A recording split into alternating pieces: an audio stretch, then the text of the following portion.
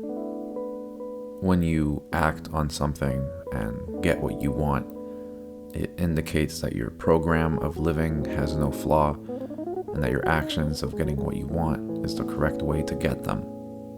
But what happens when you act and you don't get what you want? You fail. There is a sense of urgency in the attempt to remove these coils of suffering and failures within a person's life. The manifestation of insecurities and frustrations, or worse, the realization that these fears and trepidations have worked their way into reality. When you act on the impulse of trying to get what you want, you risk the chance of failing at getting what you want.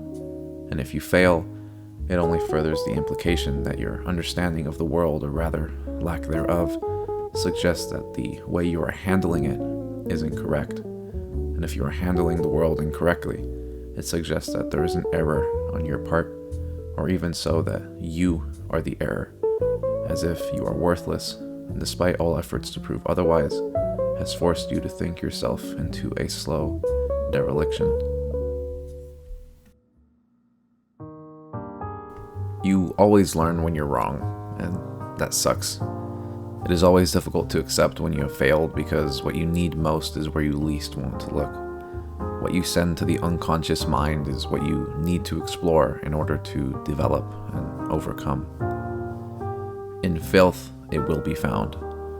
This was Carl Jung's dictum relative to understanding someone's growth. Carl Jung was a Swiss psychiatrist and the founder of analytical psychology. He was born July 26, 1875, and throughout his adolescence he thrived in isolation, sitting alone, happy, lost in his own thoughts and questions. As he matured, he found himself involved with the history of religion and pursued medicine at the University of Basel, 1895 to 1900.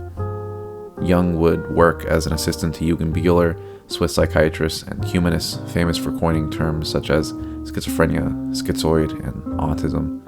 Jung would go on to read Sigmund Freud's 1856 to 1839 interpretation of dreams, and would later send his own publication, 1904, Studies in Word Association, to Freud, which would forge the friendship between the two. However, their beliefs on the unconscious mind would end their relationship, as Freud had theorized that the cause of every emotional distress visible through fears and anxiety and the expressions of the unconscious were just obscured desires within the psyche, whereas Jung believed that the unconscious was more than a cause for psychic illnesses, but rather the core to one's imagination and relative creativeness. What was most important to Jung was the process of individuation, to become, in a sense, what you are, that the action of responding to your mistakes and embracing them makes you stronger in consequence.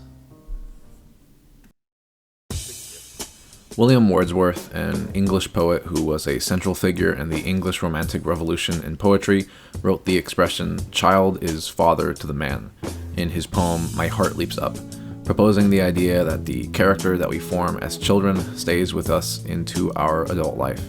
Recognizing your youth or your past allows for an abundance of support in understanding how to manage yourself now.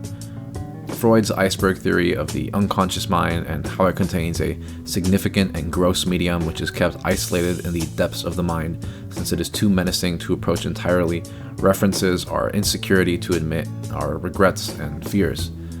These quintessential thinkers provided insight on understanding why it is so important to embrace and acknowledge your psyche and almost secret particulars in order to form the epitome of self.